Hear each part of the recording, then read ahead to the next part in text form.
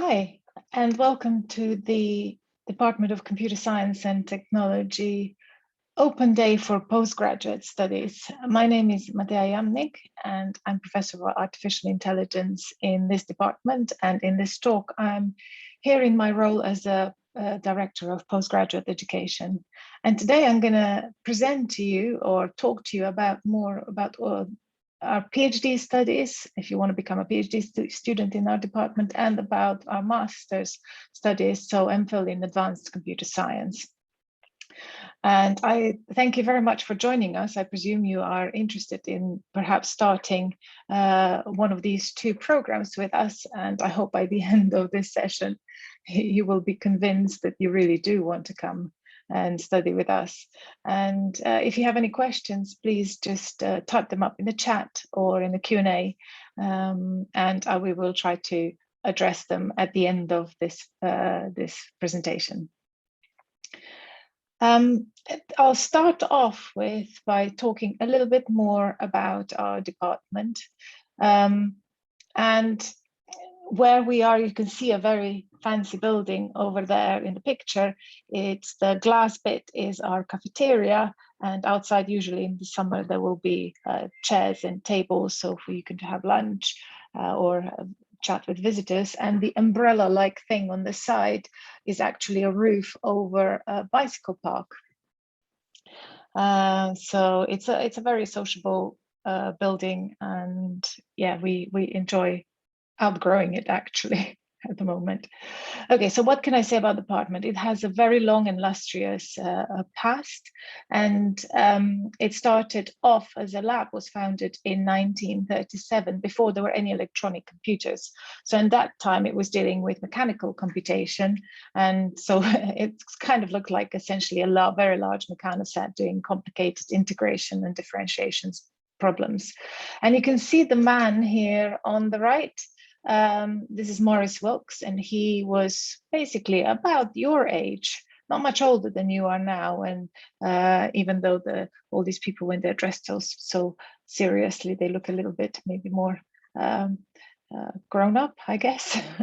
Anyway, so he went on to become the first full-time director of the lab, and the lab actually he ran it for over 30 years. And in fact, initially it was known as a mathematical laboratory until a few years ago it was known as the computer laboratory, and now it's known as the Department of Computer Science and Technology. So Wilkes was a driving force behind EDSAC, and I'm sure you've heard of EDSAC, which is the world's first fully operational stored program computer. So it's first fully working computer that was able to store its instructions in its own memory rather than externally on a tape or panel of switches. And Wilkes's vision was that EDSAC would be used by other scientists rather than being just a research machine for computer scientists.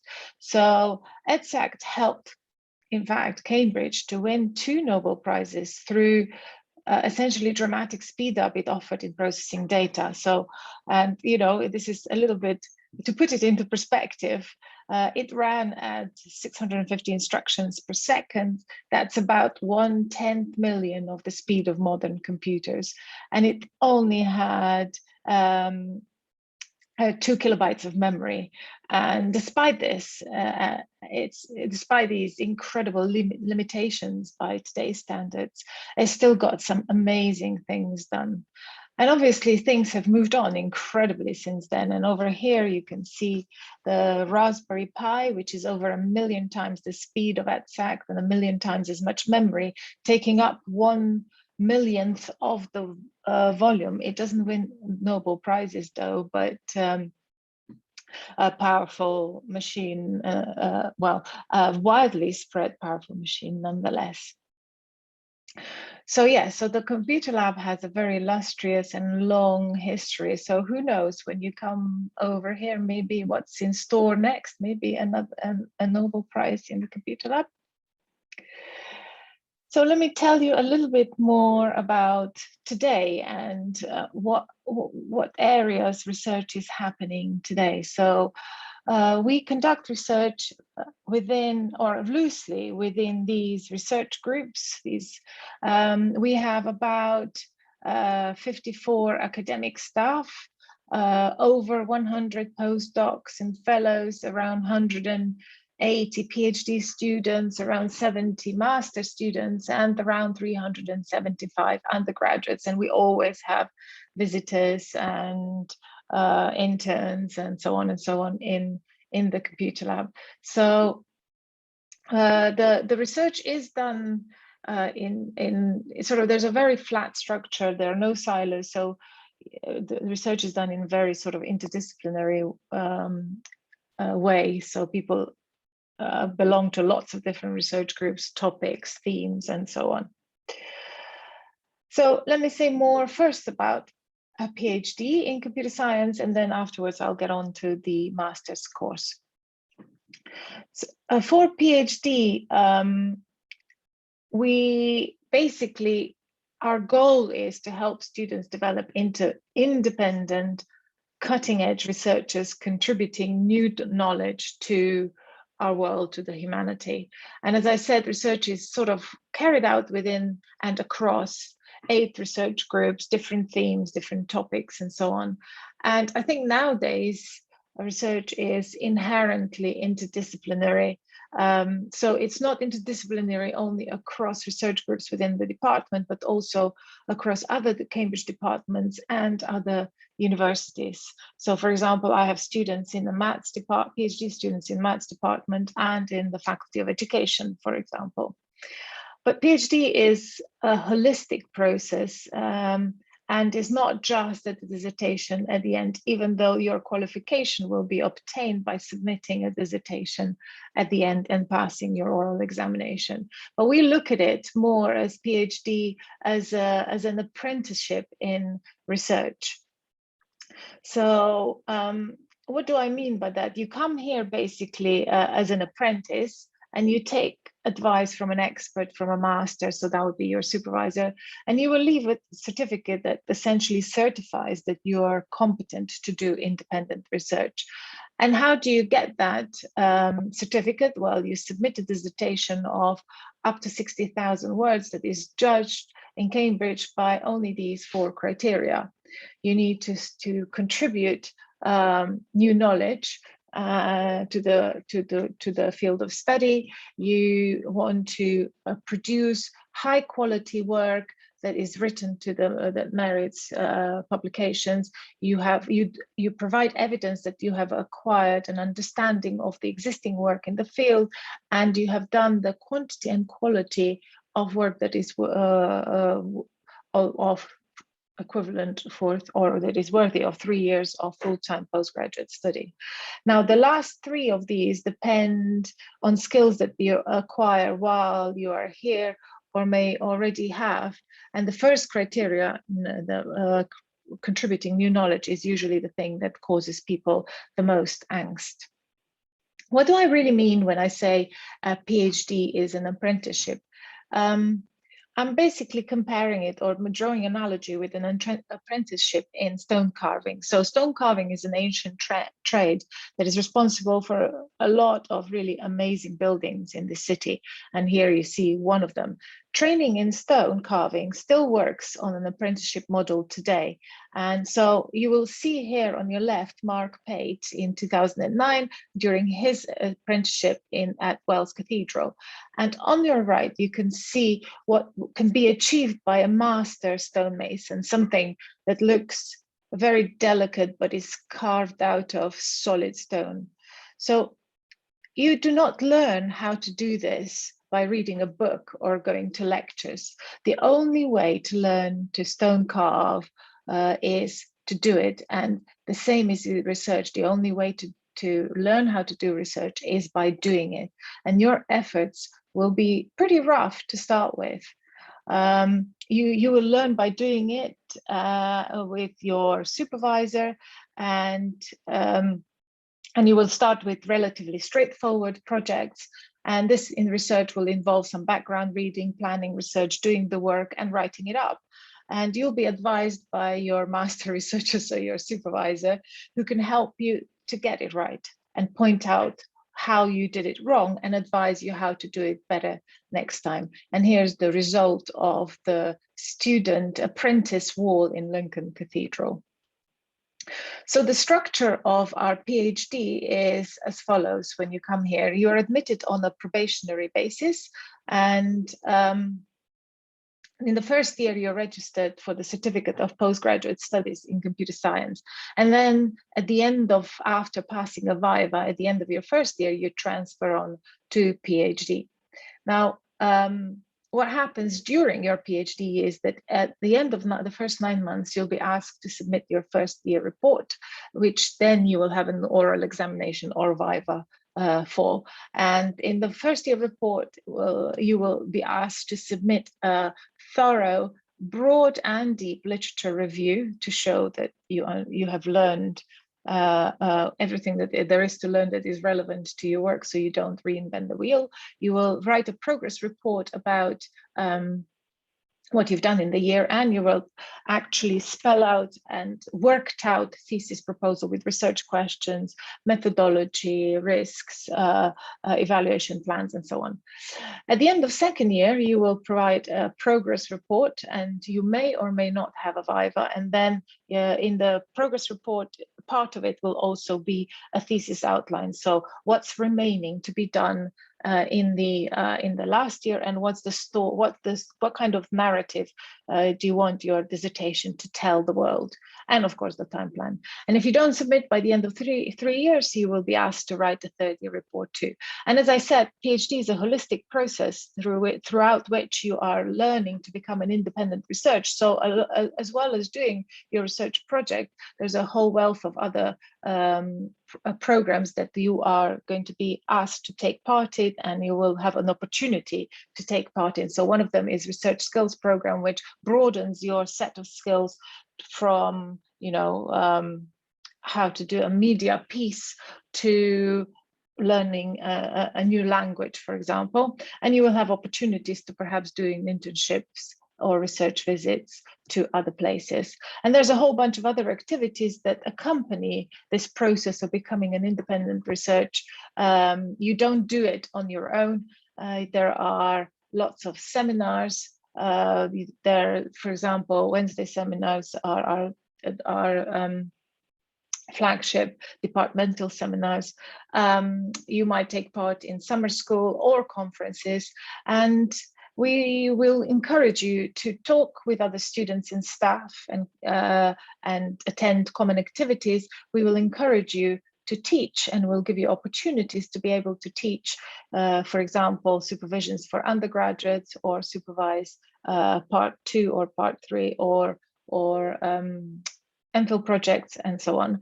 And we will ask you or encourage you to learn to develop transferable skills like courses on languages, communication skills, and so on. And there will be very many industry contact opportunities throughout the year. After PhD, our students often go to industry or industrial research or academic research or consulting, or you name it, all walks of life.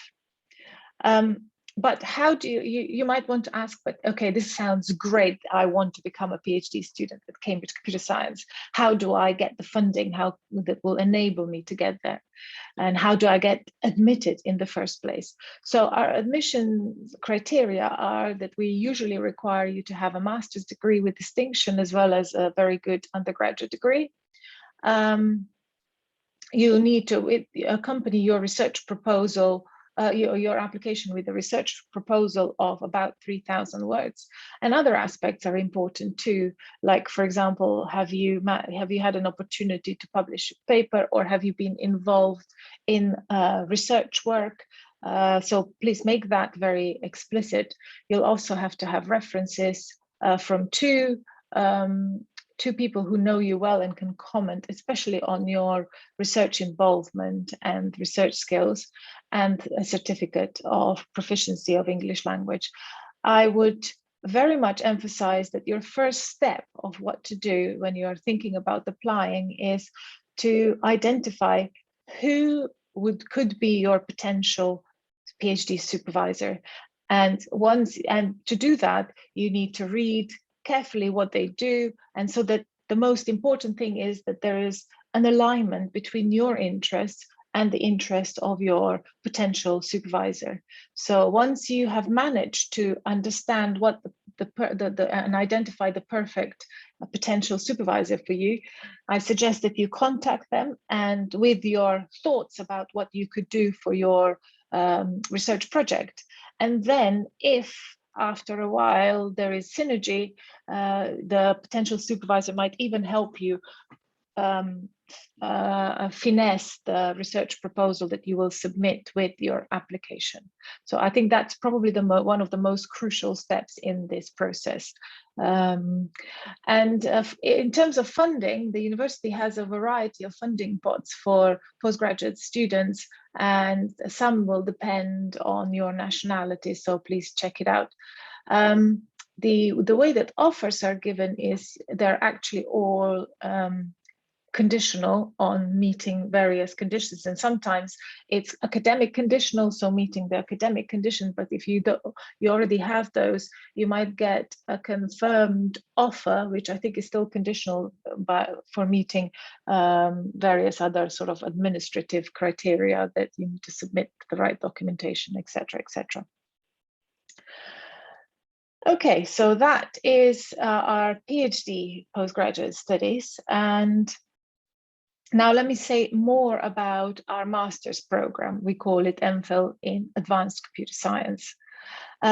This cohort of master students is made up of Part 3 students and of MPhil students. Part 3 students are our Cambridge graduates, computer science graduates, and MPhil students come from roughly about 5% of cohorts from the sort of well-recognized institution around the world. Currently, we have around 70 ACS students altogether, and this number is growing. Our goal is kind of similar to our goal for PhD students, that we are preparing you for research. And I would emphasize that an MPhil in ACS is really an excellent preparation for a PhD or perhaps a commercial research lab. So most of you who will be applying to a master's program here your undergraduate degree would not have focused on research skills. So, but it is important that, for example, theorists need a solid background in the literature and methods that are out there, and systems research needs practical skills and knowledge that exists already. And so far, you have only been taught sort of the basic methodologies in select topics in computer science. The other advantage of actually doing a master's program is that funding is increasingly competitive. And if you're doing a master's program, you will be establishing yourself a track record, and you will be trained and be able to write better research proposals for your application to a PhD.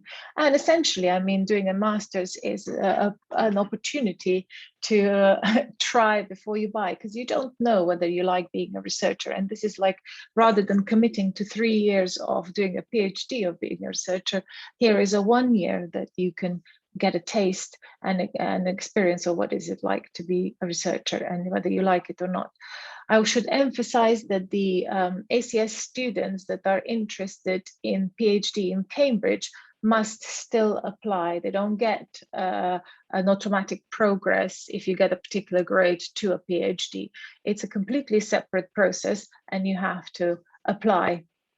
Even if you get a distinction, you will not be automatically given an opportunity to take place on a PhD. You have to go through the same admissions process as everybody else. What is unique about our master's program is that it is really very much research oriented. I don't think that there is any other computer science master's program that is quite so research oriented. And we are very much emphasizing independent work in terms of research reading and critical analysis of the texts and the work that you are reading about. And you will be doing practical investigations using rigorous design for these investigations. And you will be doing research mini projects, not only through the modules, but also through your research project as part of the master's program. And the fact that we're so research oriented is reflected also in our ACS grading criteria, because if you have a quick look through these, you will see that they're all research oriented. So you have original interpretation, a significant contribution to the field, insightful and creative, thorough understanding, no faults, etc., etc. So we're very proud of that fact. It is also an evolving course. We listen to what past students tell us about the course. We review content. We have a student forum where students can express their thoughts. We carry out end of module surveys, and also we have the ACS program feedback and we take these things seriously. We look through all of them and we see how we can best address them. And so our facilities and curriculum are therefore constantly updated. So we have new modules every year, and we get additional dedicated hardware. And as well as, similarly to what I was mentioning earlier for PhD students, we have an accompanying program of research skills that are helping you to develop into a researcher with broader skills, more rounded researcher, if you like. And you can give us feedback about these modules at any time, and you can even suggest topics of things that you would like to learn. So for example, it could be completely technical, how do I use Unix? Or it could be I mean, anything. It could be another language. You can try to find Japanese somewhere at the university to take the research skills module. So the question is, now that you know what it is, why would you want to come to Cambridge to do the master's in MPhil in ACS? Well, I think one of the most exciting things that I guess we are the most proud of is that our course content is completely individual, customized to you. So I don't think that there are any two students who take exactly the same combination of modules and do same projects, etc., etc. So it is really very customized, personalized to you and your choices and your interests. So it consists of 5 taught modules that you can choose. And some of them have maximum numbers, but and even in the taught modules, each one of them will have a research component, and the marks will come from coursework, research mini projects, term papers, take-home tests, in-house tests, depends. You need to have a look at through the modules. And the individual research project that you do is weighted as 7 equivalent of 7 modules, and it results in a dissertation that at the end will be marked by your supervisor and also another independent internal examiner. And in order to pass the course, you must score 60% in both parts, at least 60% in both parts, in taught modules and separately in the research project as well. Whilst you are being taught and doing your research project, there's a whole bunch of other research-related activities going on and opportunities going on in the department that you can take advantage of.